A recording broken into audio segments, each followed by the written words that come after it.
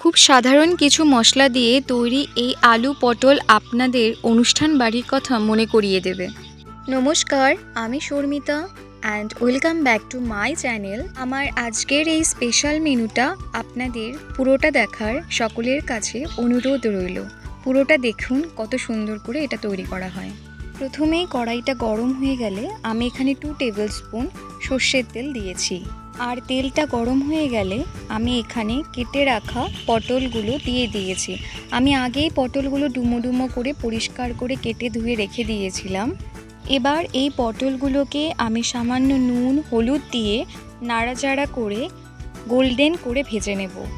একবারে পুরোটা সেদ্ধ করব না, তবে যতক্ষণ না অবধি গোল্ডেন হয় ততক্ষণ অবধি ভেজে নেব।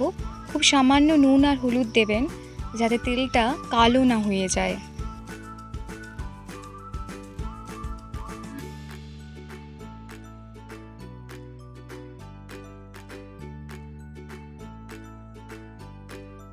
আমার পটলটা ভাজা হয়ে গেছে, দেখতেই পাচ্ছেন।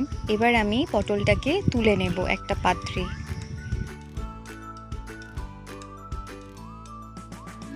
এবার আমি বেঁচে থাকা তেলটাতে আলুগুলোকে সুন্দর করে ভেজে নেব গোল্ডেন করে। আমি এখানে মিডিয়াম সাইজের 2টো আলু ব্যবহার করেছি। আলুগুলো ভালো করে ভাজা হয়ে গেছে। এখন আমি এগুলো একটি পাত্রে তুলে রেখে দেব। বেঁচে থাকা তেলটার মধ্যে আমি এখন ফোড়ন দিচ্ছি 2টো তেজপাতা, দারচিনি, এলাচ, লবঙ্গ, একটা শুকনো লঙ্কা আর হাফ টিস্পুন জিরে।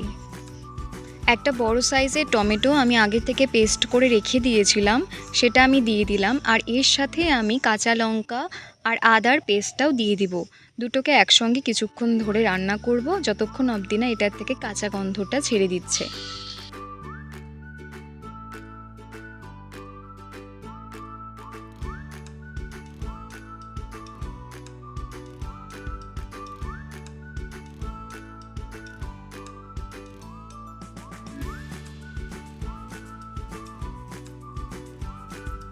টমেটো ও আদার কাঁচা গন্ধটা চলে গেলে আর তেলটা বেরিয়ে এলে আমি এটাতে বাকি মশলাগুলোও দিয়ে দেব।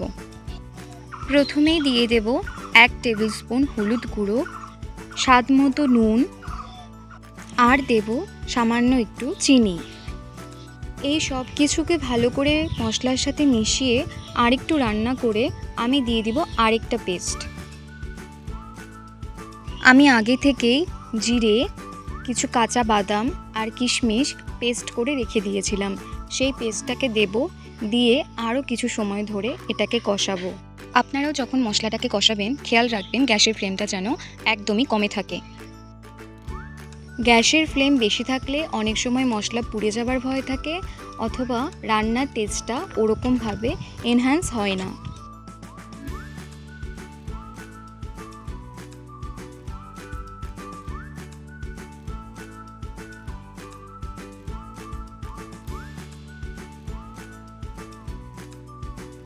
আমি এখানে মশলাটাকে বেশ কিছুক্ষণ ধরে আস্তে আস্তে লো ফ্লেমে কষিয়ে নিচ্ছি। আর মশলাটা কষানোর সময় আমি সামান্য একটু জল দিয়েছি, যেটা আমি মশলাগুলো পেস্ট করার সময় মিক্সি ধুয়ে যে জলটুকু রেখে দিয়েছিলাম সেই জলটুকুই এখানে দিয়েছি। মশলাটাকে আমি বেশ অনেকটা সময় ধরে আস্তে আস্তে কষাবো। যত ভালো করে কষাবো তত সুন্দর রং আসবে আর সুন্দর একটা টেক্সচার আসবে। অনেকটা সময় ধরে কষানোর ফলে আপনারা দেখতেই পারছেন এটার রঙটা কতটা সুন্দর এসছে আর টেক্সচারটাও কত ভালো এসেছে। এটা খেতেও অপূর্ব হয়। এবার এর মধ্যে আগে থেকে ভেজে রাখা আলু ও পটলগুলো দিয়ে আবার কিছুটা সময় ধরে আমি এটাকে কষাবো। যদি তোমাদের মনে হয় এটা কষাতে গিয়ে হালকা হালকা আটকে ধরছে, তখন তোমরা হালকা জলে ছিটে দিয়ে নিতে পারো।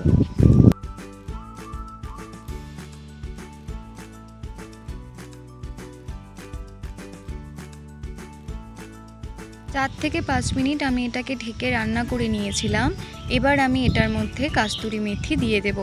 আবারও দেবার পর সুন্দর করে এটাকে মিশিয়ে আরও 4 থেকে 5 মিনিট ঢেকে রান্না করব।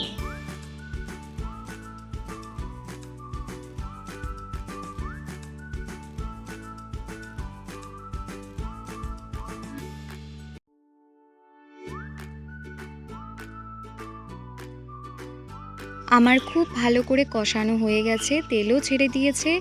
এবার আমি 1.5 কাপের মতো জল দিয়েছি, আর জলটা আমি আগের থেকেই গরম করে রেখেছিলাম। আপনারাও গরম জল দেবেন, এতে খাবারের টেস্টটা অনেক ভালো হয়। শেষে আমি এটার মধ্যে একটু গরম মশলা দিয়েছি, তারপর আরও 2 থেকে 3 মিনিট রান্না করে আমার এটা হয়ে এসছে। এই রেসিপিটা কিন্তু রুটি, পরোটা, ভাত ও পোলাও সব কিছুর সাথেই ভালো লাগে। রেসিপিটা ভালো লাগলে চ্যানেলটি সাবস্ক্রাইব করে দেবেন, পাশে থাকা বেল আইকনটা প্রেস করে দেবেন। আর যদি ভিডিওটা ভালো লাগে তাহলে অবশ্যই একটা লাইক করবেন। আজ এই পর্যন্তই, দেখা হবে পরের ভিডিওতে। নমস্কার।